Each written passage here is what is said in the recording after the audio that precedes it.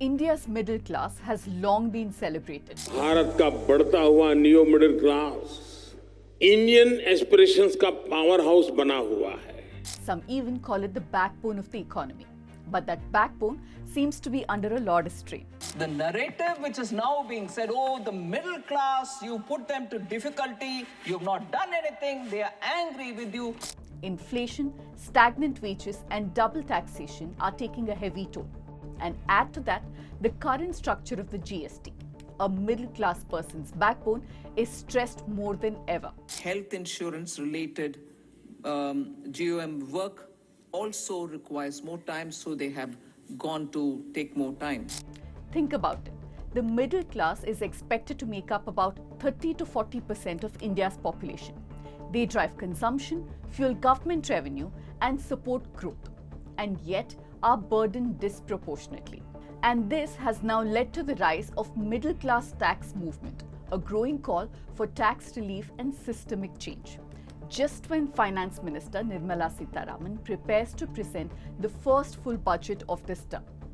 Let's take a closer look at the mounting pressures on the middle class, how this is contributing to the slowing down of the GDP, and explore ways in which India can create a tax system that works for everyone. This is also the segment which is the middle class segment.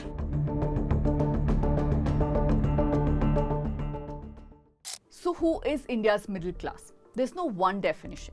It's normally considered to be those with an annual income between 4 to 5 lakhs and 30 lakh rupees. Then within this, there are lower and upper middle class income families. In March 2021, global think tank Pew Research Center estimated India's middle class had 66 million people, down from 99 million before the COVID-19 pandemic.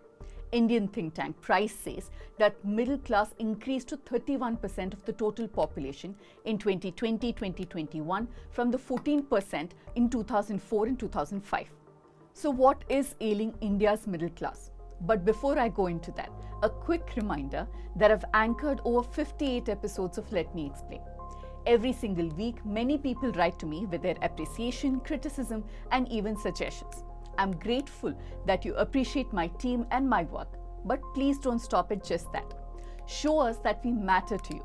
You can either click on the QR code on your screen, or when you finish watching this video, you can click on the description and look for the subscription link or our reporting fund. Make a contribution or just go to thenewsminute.com where you can click the subscription button there.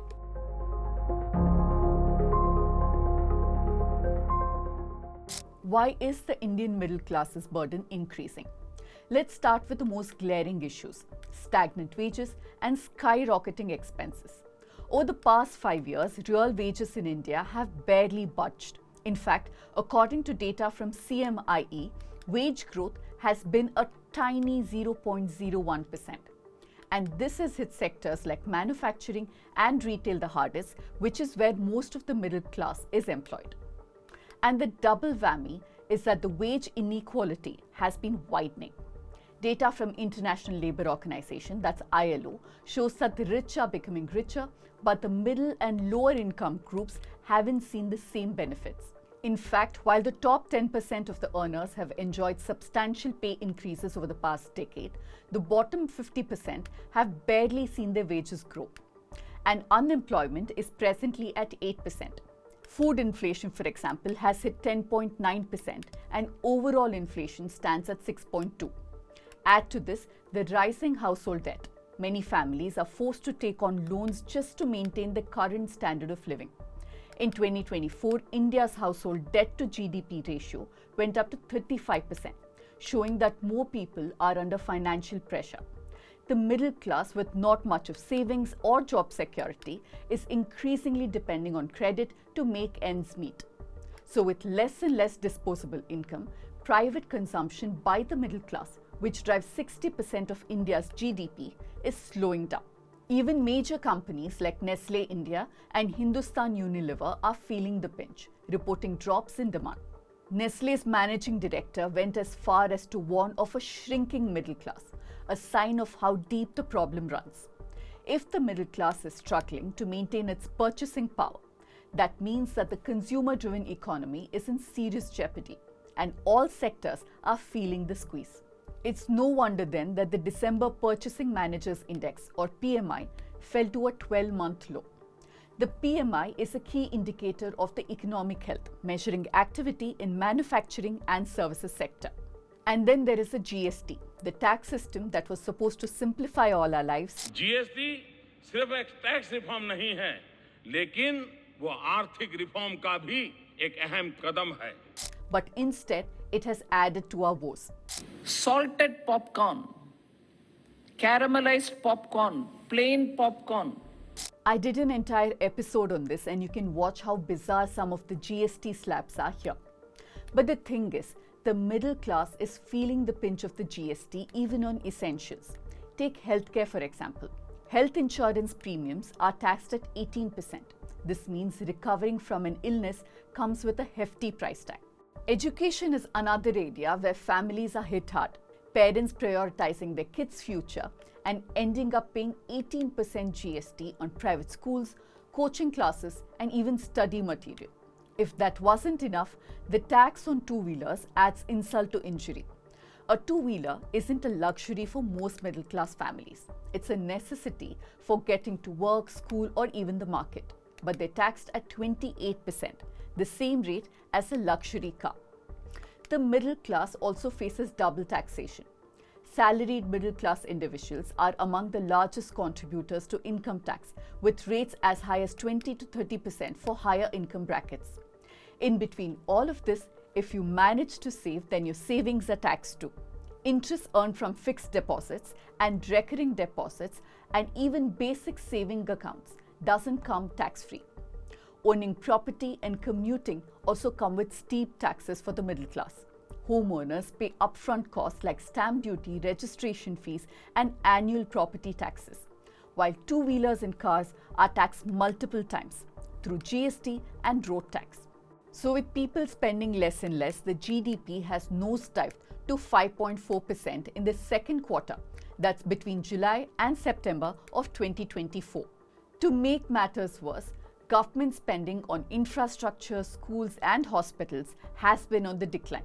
So what can be done to give some relief? Let's talk solutions. First off, the tax-free limit of income can be increased to 5 lakh rupees. This means that anyone earning up to 5 lakhs would pay no tax at all. Also, for those earning about 20 lakh rupees, the 30% tax should only kick in for incomes above the threshold, not for the entire sum. Then, essentials like healthcare and education, as well as housing, shouldn't be taxed at high rates. These are luxuries, these are basic needs. Lowering the GST on these would also bring the much needed relief for families already struggling with their budgets. For people buying homes right now, they can only reduce their taxable income by 1.5 lakh for their home loan repayments. If this limit is increased to 3 lakhs, they would save more money on their taxes. Healthcare is essential, and families shouldn't have to drain their savings to afford insurance or medical treatments. Increasing health insurance premium deductions to 40,000 to 70,000 for at least senior citizens would help make healthcare more affordable and accessible. And of course, make sure that there's no GST on healthcare.